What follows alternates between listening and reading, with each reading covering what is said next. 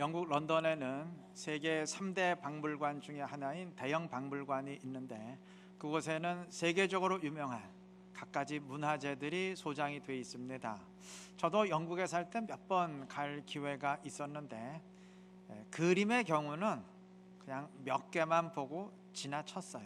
왜냐하면 제가 워낙 그림에 조예가 없다 보니까 그 세계적으로 유명한 그림들 아무리 봐도 뭐가 뭔지 느낌이 전혀 오지 않았기 때문입니다.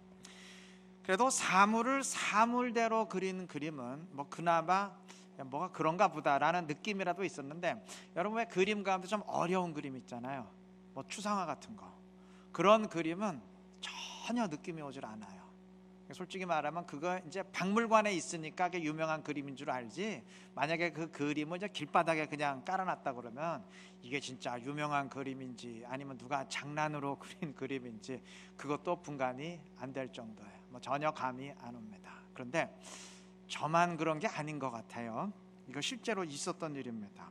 어느 유명한 화가가 전시회를 하는데 그 화가의 그림이 상당히 좀 어려웠던 모양이에요. 어렵다 보니까 그 전시회관의 직원이 이제 그림들을 전시하면서 그림 몇 개를 실수로 이제 거꾸로 달아놨다고 합니다. 근데 문제는 화가가 물론 이제 나중에 와서 그걸 바로 잡긴 했는데 그 그림을 그렇게 바로 잡기 전까지 수많은 사람들이 그 그림들을 관람하면서 역시 훌륭한 작품이라고 탐복을 했다는 사실이에요. 저하고 비슷한 사람들이 아마 많았던 모양입니다. 저는 그때나 지금이나 어려운 그림 보면 뭐가 뭔지 전혀 구분 못합니다. 그림에 관한 한 20, 30년 전이나 지금이나 저는 하등 차이가 없어요. 그러한 제가 그림을 제대로 보겠다고 눈을 아무리 씻는다고 한들 갑자기 제대로 보일까요? 보일 리가 없죠. 누구건 그림을 제대로 보려면 눈을 씻을 게 아니고 미술적 실력으로 자신을 채워야 됩니다. 미적 감각, 미술적 감각을 성장시켜야 됩니다. 그렇게 성장하면 뭐가 뭔지 제대로 보게 되겠죠. 음악을 듣는 것도 마찬가지일 거고요, 서예를 감상하는 것도 마찬가지일 거고, 다 마찬가지입니다. 모든 것이 마찬가지예요. 우리는 시력으로 사물을 식별하는 게 아니에요. 나를 채우고 성장시킴으로써 비로소 제대로 보게 되는 겁니다. 영적으로도 마찬가지예요. 출애굽한 이스라엘이 정탐꾼들의 보고를 듣고 우리는 저 가나안 땅에 절대 못 들어간다, 애굽으로 돌아가자 소리쳤을 때 이들은 현실을 정확히 보지 못했어요. 하나님이 함께 하시는 영적 현실은 그건 인간의 눈으로 보는 게 아니거든요. 그건 계산기 두드리고 분석한다고 보이는 게 아니거든요.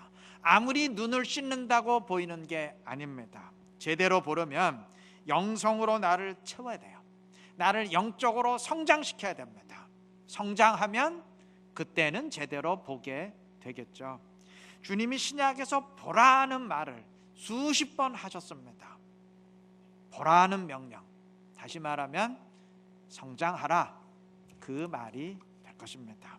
40년 뒤 여호수아와 함께한 이스라엘은 달랐어요. 이들은 주저없이 요단을 건너서 가나안 땅을 정복해 갔습니다.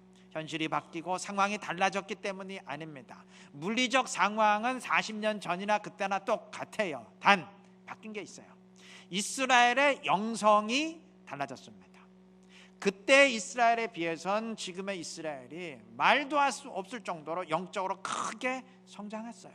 그러했기 때문에 이들은 하나님이 함께 하시는 영적 현실을 볼 수가 있었던 것입니다.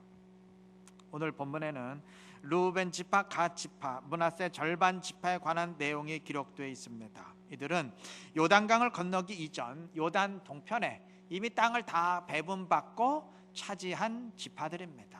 그럼에도 당시 모세는 이들에게 다른 지파들과 함께 요단강을 건너서 가나안에 들어가서 정복 전쟁에 참여하라, 그리고 정복이 끝난 다음에 너희들이 분배받은 땅으로 돌아가라 명령을 내렸고, 모세가 죽은 뒤 여호수아도 똑같이 명령을 내렸습니다. 이들 지파들은 그 명령대로 요단을 건너 가나안에 들어가서 전쟁에 참여해 왔고, 이제 정복이 거의 끝났기 때문에 여호수아도 이제는 너희의 처자들이 있는, 너희가 분배받은 그 땅으로 돌아가라 허락을 내린 것입니다.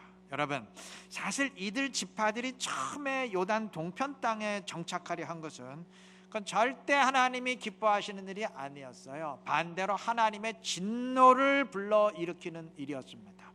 왜냐하면 하나님이 약속하신 땅은 요단강 서편의 가나안 땅이었지 요단 동편의 땅은 아니에요. 아니, 가나안 땅이 약속의 땅이지 다른 땅이 약속의 땅 아니잖아요. 그럼에도 이들은 그 요단 동편의 푸른 초원들을 보면서 너무 탐이 났어요. 그냥 그 땅에 정신이 팔린 나머지 우리는 이 땅에 정착하겠습니다, 우리는 가나안 땅에 안 들어가겠습니다 요청을 했어요. 이 요청을 듣고 모세가 불같이 진노했던 것이 사실은 당연한 일입니다. 아니, 가나안에 안 들어가겠다는데 진노하지 않겠습니까? 당시 모세가 책망했던 것처럼 이때 이들 때문에 이스라엘이 전체적으로 하나님의 진노를 다시 한번 받을 뻔했고 이스라엘이 요단강 이편과 저쪽으로 완전히 분리될 뻔했어요. 아마 모세 입장에서는 이런 패역한 놈들이 다 있나 싶었을 겁니다. 그런데 그 뒤의 이야기는 그렇게 흘러가지를 않았어요. 이들은 다른 지파들과 함께 요단강을 건너서 정복 전쟁에 참여했고 그것도 가장 앞장선 선봉부대로 싸웠습니다. 그러니까 하나님의 약속을 성취하는데 가장 앞장선 지파들로 헌신했어요. 그래서 처음에는 모세의 진노를 불러일으켰던 이들이 모세의 진노를 불러일으켰다는 건 하나님의 진노를 불러일으켰다는 얘기죠. 그러니까 하나님의 진노를 불러일으켰던 자들이 오늘 본문 6절과 7절에서는 여호와의 축복을 받는 자들이 됐습니다. 그리고 이들은 자기들 땅으로 돌아가면서 10절의 증언처럼 요단강 가에 큰 제단을 쌓았습니다. 그 목적은 요단강을 사이에 두고 요단강 이쪽의 지파와 저쪽의 지파들이 서로 분리되지 않도록 하기 위함이었습니다. 당시는 지금처럼 강을 연결하는 다리가 없던 시절이죠. 그러니까 강을 사이에 두고 있으면 분리되기 쉬워요. 그리고 기차나 승용차, 비행기 같은 왕래 수단도 없잖아요. 그러니까 강을 사이에 두고 서로 다른 쪽에 살다 보면 점차 한 민족이라는 의식이 사라지고 시간이 지나면서 서로 외면하는 전혀 다른 나라가 될 수가 있어요. 그것을 방지하기 위해서 우리는 이스라엘을 함께 이루는 형제들이다, 그 증표로, 그걸 기념비로 제단을 세웠던 겁니다. 사실 이들이 처음에 요단 동편에 그저 정착하겠다고 했을 때는 우리는 이스라엘에서 떨어져 나가더라도 다른 지파와 분리되더라도 이 땅은 우리가 차지해야 되겠다, 이런 심사였어요. 하나님의 진노를 받을 만하죠. 그랬던 이들이 지금은 달라졌어요. 우리는 절대 이스라엘과 분리될 수 없다, 우리는 함께 이스라엘을 이루는 형제들이다, 이 의식이 확고합니다. 달라졌죠? 많이 달라졌어요. 많이 성장했습니다. 처음에 요단 동편에 남겠습니다 했을 때와는 비교할 수 없을 정도로 영적으로 성장했습니다. 이건 여호수아도 마찬가지예요. 물론 여호수아는 처음부터 신실한 사람이었지만 그래도 더 성장했어요. 그래서 여호수아가 지도자로 처음 사역을 시작했을 때는 1장 1절의 증언처럼 성경이 그를 모세의 시종이라고 평가했었는데 그의 사역 막바지에 이르렀을 때는 24장 29절 증언처럼 성경이 그를 여호와의 종이라 칭했습니다. 여러분, 인간의 시종과 여호와의 종은 차원이 다르죠. 여호수아는 물론 이스라엘의 그 가나안 정복에 대한 증언이지만 또 한편으로는 이들의 성장에 대한 증언이기도 한 것입니다. 여러분, 우리 모두 마찬가지예요. 왜 이들만 성장해야 됩니까? 우리 모두 성장해야 될 줄로 믿습니다. 2020년 새해가 돼서 우리 다 육체적으로 한 살 더 먹었죠. 교회 생활의 횟수도 1년 더 늘었죠. 그런데 생물학적인 나이만 먹고 교회 생활의 횟수만 쌓아가는 우리가 아니고 영적으로도 그에 걸맞게 성장해야 되지 않겠습니까? 여호수아와 함께했던 백성들처럼 우리 모두 올 한 해는 좀 더 성장할 수 있는 우리 모두가 되시기를 바랍니다. 하나님의 자녀는 거듭난 것으로 만족해서는 안 돼요. 물과 성령으로 물론 다시 태어났어요. 그러니까 태어났으니까 아기죠. 그러니까 영적 갓난아기 상태에 머물러면 안 돼요. 여러분, 만약에 여러분의 아기가 태어나고 1년이 되고 2년이 되고 10년이 되었는데 여전히 아기로 있다, 서지도 못하고 걷지도 못한다, 학교도 못 다닌다, 그럼 어떻게 될 것 같아요? 난리가 나겠죠. 난리가 나겠죠. 영적으로도 마찬가지예요. 영적으로 횟수가 쌓이면 그에 걸맞게 성장해야 됩니다. 여러분, 아기는 스스로 걷게 될 때까지 몇 가지 과정을 거치죠. 가만히 잠만 자던 아기가 어느 순간부터 이제 팔다리를 버둥거리기 시작합니다. 그러다 어느 순간부터 스스로 몸을 뒤집죠. 그리고 이제 온 사방을 기어 다니다가 드디어 어느 때부터는 혼자 서서 걷게 됩니다. 어느 책을 보니까 태아가 이제 아기가 발을 딛고 서기 위한 어느 척추의 부분이 있는데, 이거는 태아가 선천적으로 가지고 나오는 게 아니라고 합니다. 몸을 움직이고 흔들면서 스스로 만들어가는 것이라고 합니다. 그러니까 아기는 선천적으로 없는 것을 스스로 만들어냄으로써 걷게 되는 것이죠. 영적으로 다시 태어난 자들이 서게 되는 것도 마찬가지예요. 태어났다고 다 홀로 서고 성장하게 되는 것 아닙니다. 자동적으로 그렇게 되는 거 아니에요. 성장을 이루어 가야 됩니다. 스스로 성장을 이루어 가야 됩니다. 그러기 위해서 꼭 필요한 게 있어요. 몸부림입니다. 영적인 버둥거림 또는 영적인 몸부림입니다. 아까 말씀드린 것처럼 늘 잠만 자던 아기가 어느 때부터 이제 팔다리를 버둥거리기 시작할 때, 이게 얼핏 보면은 아무런 의미 없는 무의미한 동작 같지만, 그러한 버둥거림을 통해서 아기에게는 어깨와 팔다리에 이게 몸을 스스로 뒤집을 수 있는 힘이 축적되어 간다고 합니다. 그래서 어느 순간부터 혼자 몸을 뒤집게 된다는 거예요. 그리고 다음에는 이제 온 방안을 기어 다니면서 팔다리의 힘이 길러지고 혼자 서기 위한 등뼈와 허리 힘이 길러진다고 합니다. 그래서 어느 때부터 서고 걷게 된다는 거예요. 그러니까 아기가 팔다리 버둥거리는 그 동작, 그냥 볼 때는 아무것도 아닌 것 같은데 그게 결코 무의미한 게 아니에요. 만약 그러한 버둥거림이 없다면 아기는 절대 혼자 서서 걷지 못합니다. 영적으로도 마찬가지예요.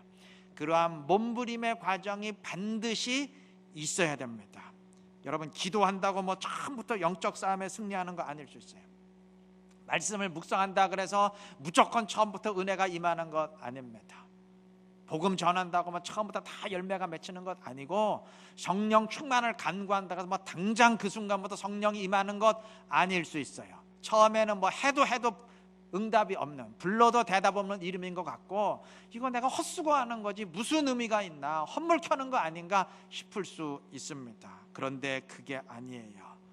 그러한 영적인 몸부림의 과정, 얼핏 보기에는 버둥거림에 불과한 것 같지만, 그냥 하려다 쓰러지고 의미 없는 것 같지만, 그러한 몸부림의 과정을 통해서 결국 언젠가는 설 수 있도록 영적인 근육과 뼈대가 길러지고 있는 것인 줄 믿습니다.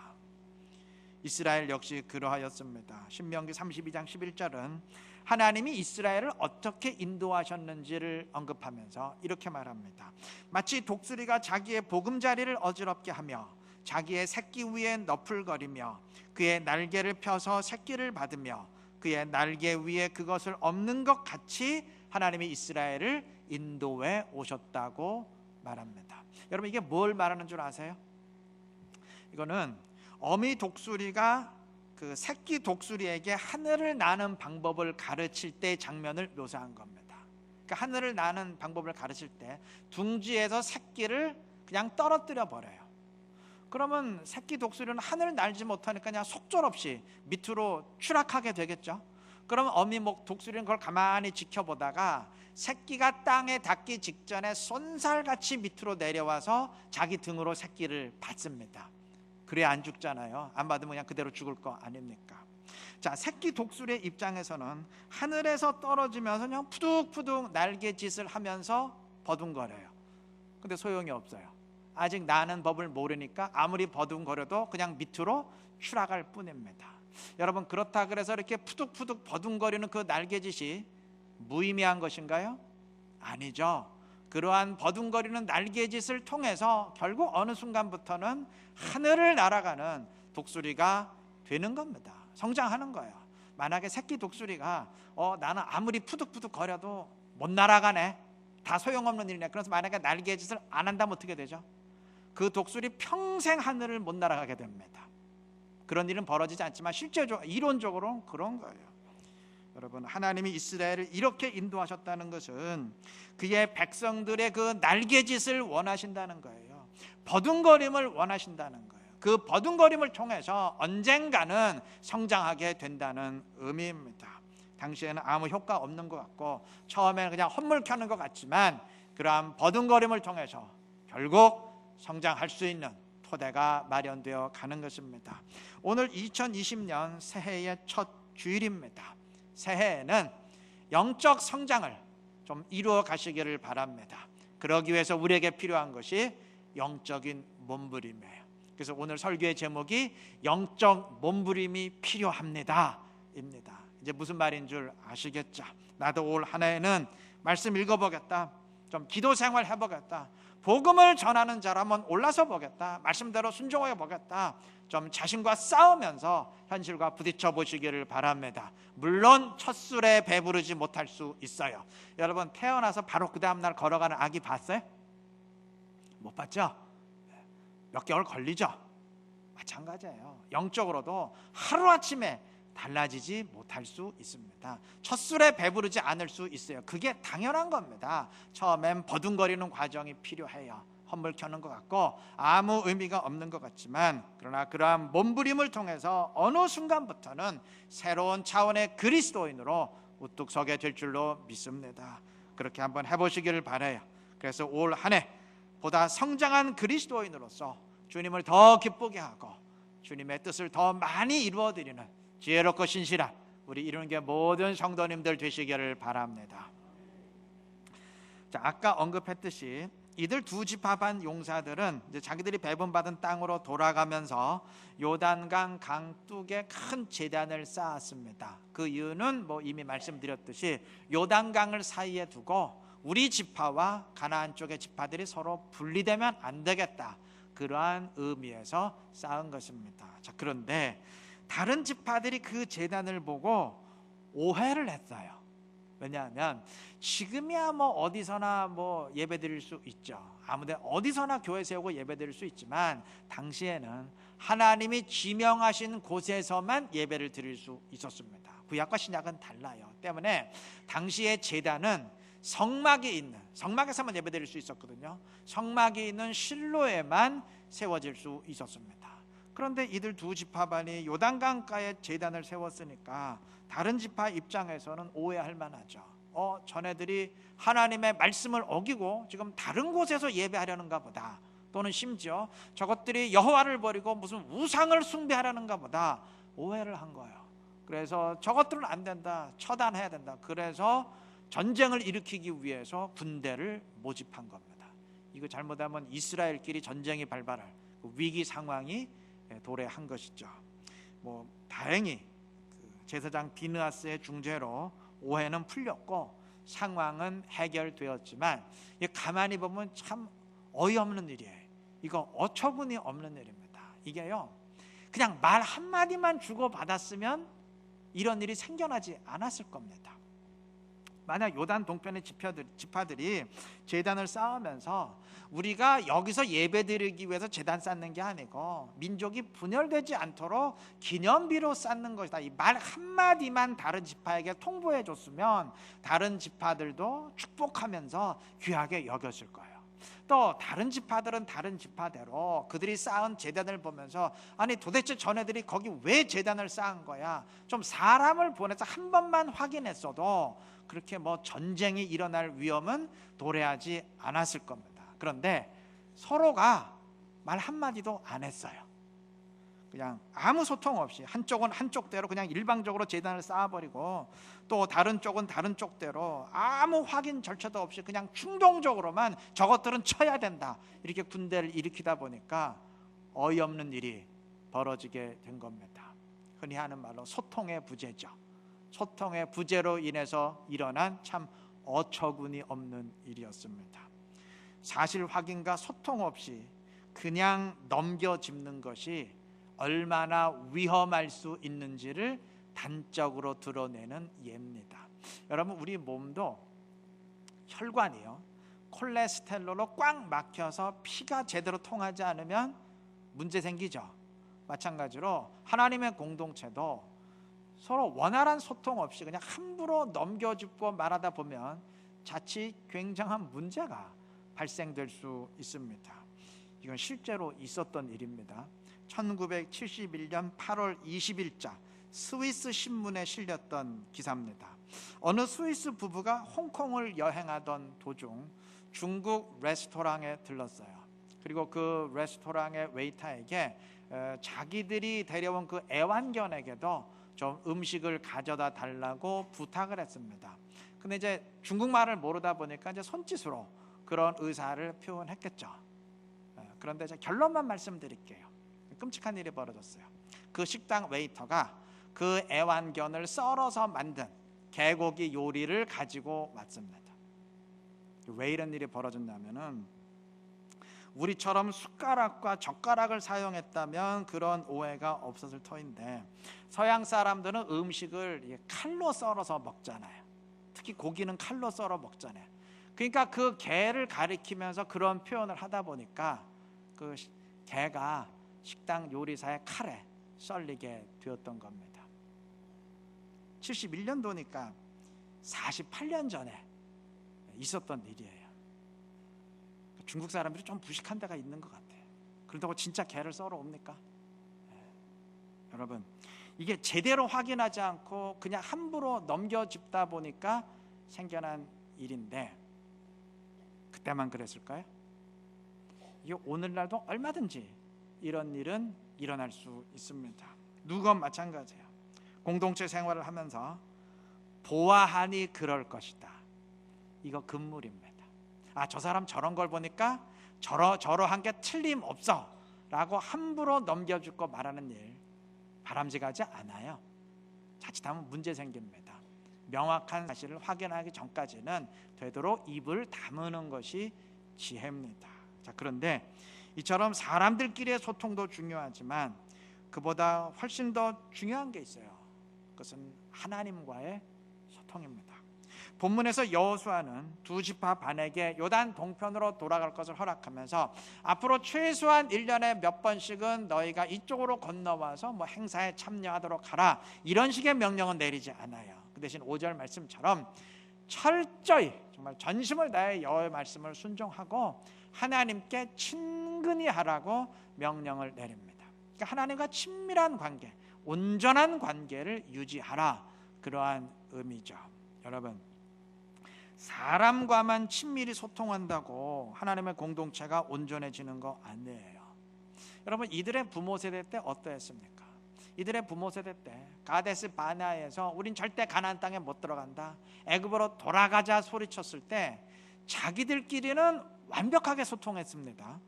이들은 가나안 땅을 40일 동안 탐지한 정탐꾼들의 보고를 통해서 명확한 사실을 확인했고 나름대로 전력을 비교하면서 분석했어요. 그리고 마지막 결정을 내렸는데 온 이스라엘 회중 가운데 딱 두 사람, 여호수아와 갈렙만 의견이 달랐으니까 이건 퍼센테이지로 따지면 99.99999% 의견의 일치를 이룬 겁니다. 그럼 이 정도면 완벽한 소통 아니겠어요? 그런데 결과는 하나님의 무서운 진노였습니다. 자기들끼리의 소통과 의견 일치는 있었는데 하나님과의 소통은 전혀 없었기 때문입니다. 하나님과는 대화하지 않았어요. 하나님이 뭘 원하시는지, 무슨 말씀하시는지 전혀 듣질 않았어요. 그러니까 서로 하나 되긴 했는데 주님 안에서 하나 된 게 아니고 주님과 상관없이 주님 밖에서 하나가 됐습니다. 여러분, 교회 공동체는 먼저 하나님과 뜻이 통해야 됩니다. 성령을 내 안에 모시고 주님의 마음이 내 마음이 되어야 됩니다.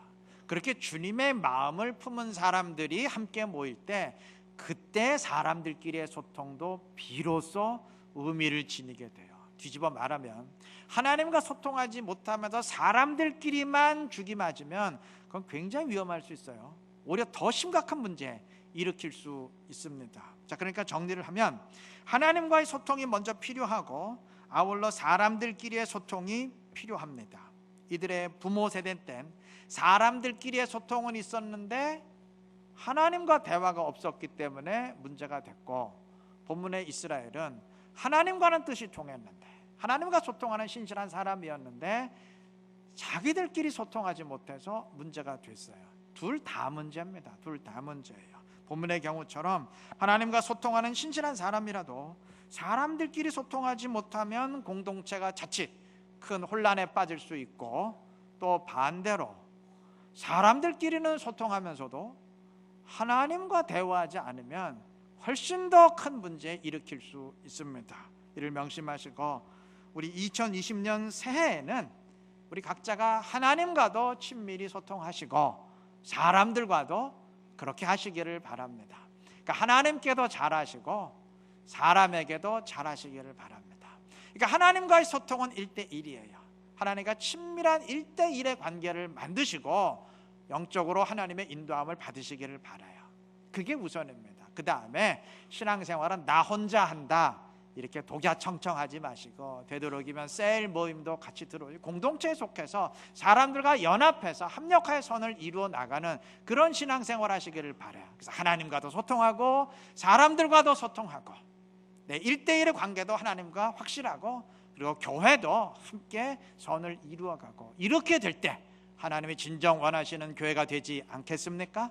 그런 교회 이루시기를 바라요. 그래서 올 한 해 사람을 행복하게 하고 하나님을 기쁘게 하는 이루는 교회의 교인으로서 이전보다 더 풍성한 열매를 맺음으로써 하나님의 영광 더 충만히 드러낼 수 있는 지혜롭고 신실한 우리 모두가 되시기를 주님의 이름으로 축원합니다.